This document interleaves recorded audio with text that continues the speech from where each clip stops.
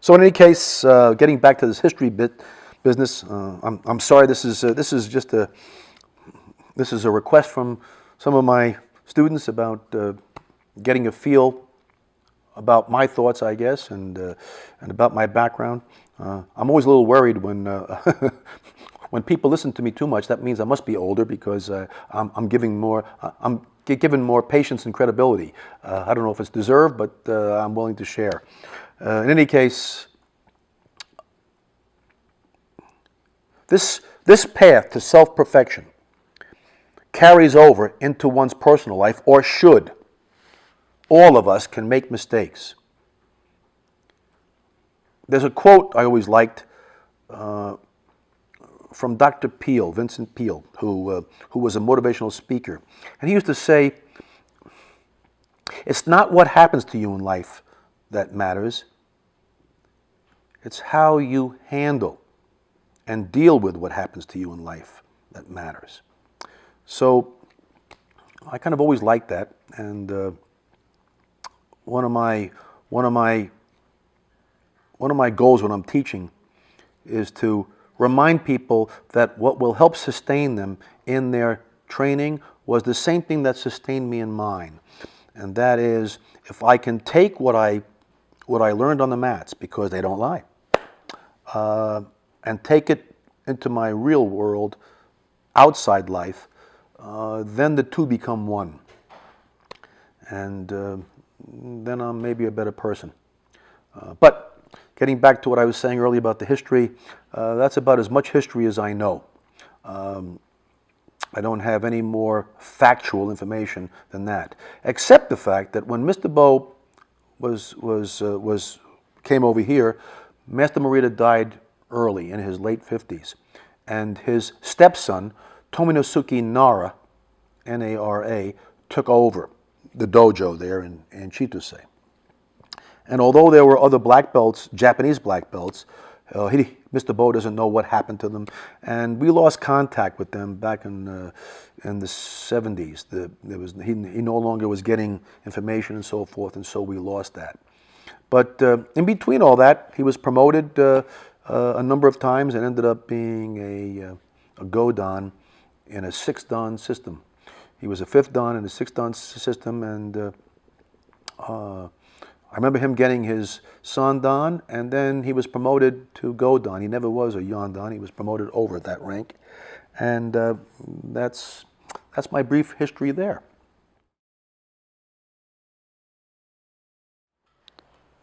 The question on how our style of Aikido fits or compares to other styles of Aikido is a difficult one to answer.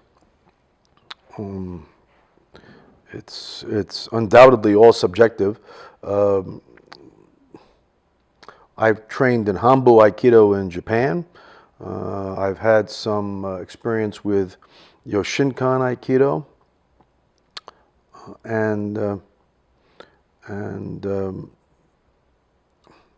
I think the basic tenet in all the styles of Aikido remains the same, and that is there's an emphasis on getting the greatest effect in self-defense and doing the least harm. I've even experienced some Aikido in Miami with an instructor, Renosa Sensei, from Sensei Segal's school. I think the systems in general have a similar attitude and viewpoint. Like anything else, even within a same art, there are different personalities that can affect the way in which an art is expressed. The only thing I could say with Nihon Goshin, perhaps we have a little bit more of an eclectic mix of karate and judo and jiu-jitsu elements within the art that perhaps are not as readily seen in some of the others. there was probably a little bit of an element, depending on the instructor certainly, of maybe less formality and less of a heavy emphasis on the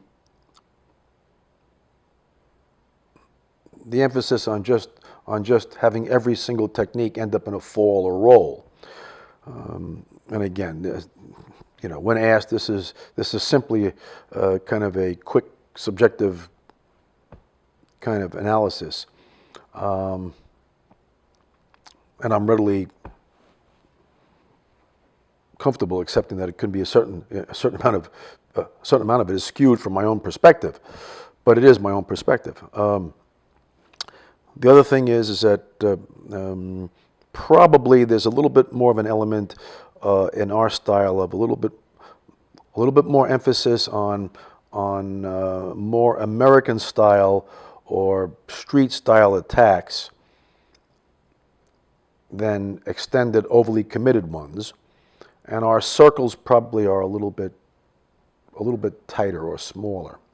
Of course, that being said, with all styles of Aikido, what I have found is that the greater the skill of the instructor and the more experience they have, their larger circles always get a little bit more compacted because they can move in a much more efficient way, and their circles are much more tight and directed.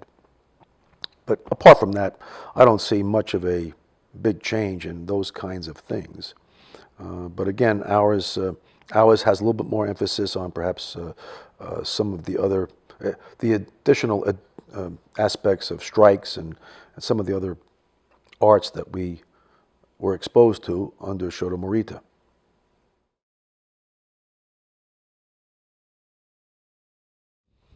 The question regarding the methods by which Nihon Goshin instructors are created,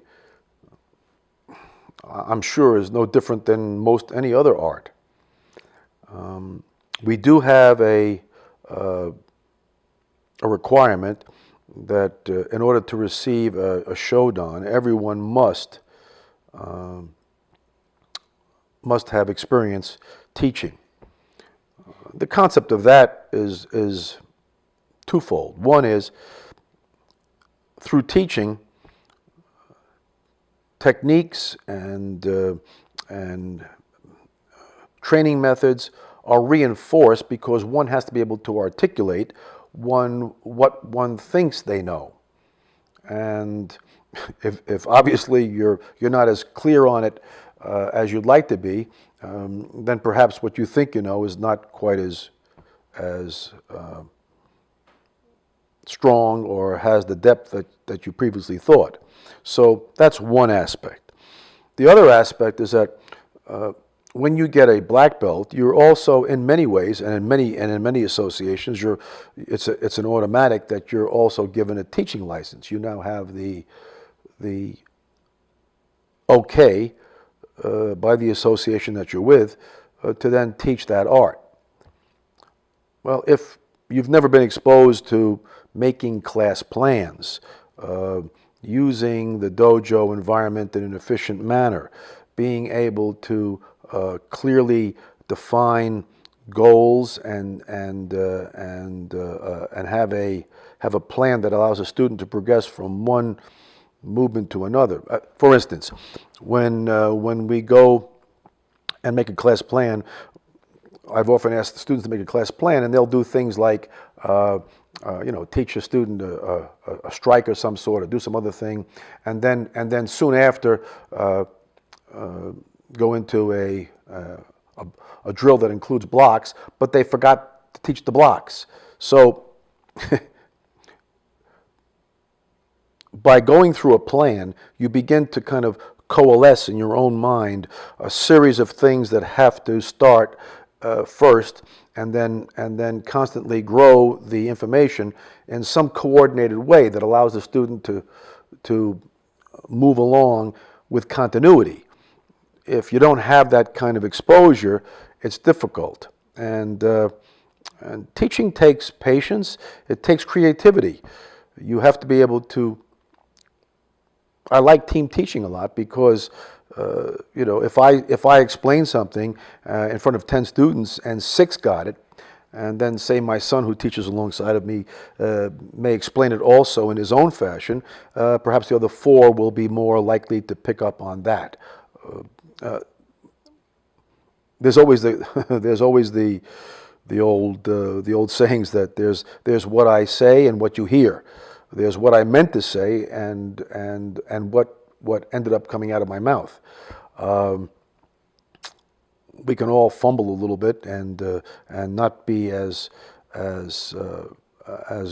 glib and speak with clarity and certainly as we would like. And I think the teaching process helps develop that comfort level with public speaking. Many people, there's an old joke that says that public speaking is the most stressful thing, second only to attending a funeral. And one comic once quipped that so he thought that speaking at a funeral must be the worst, doing the eulogy or something. But a lot of people are very uncomfortable speaking in front of other people, even in a controlled environment where it's smaller. And so the teaching experience helps them deal with that. Now, that being said, some people have no interest in teaching whatsoever, and that's okay. To achieve extra rank or senior rank after your shodan, there must be a teaching element in our particular system anyway. Otherwise, there's little motivation for a student to make those connections between them getting the information and, of course, being able to share the information.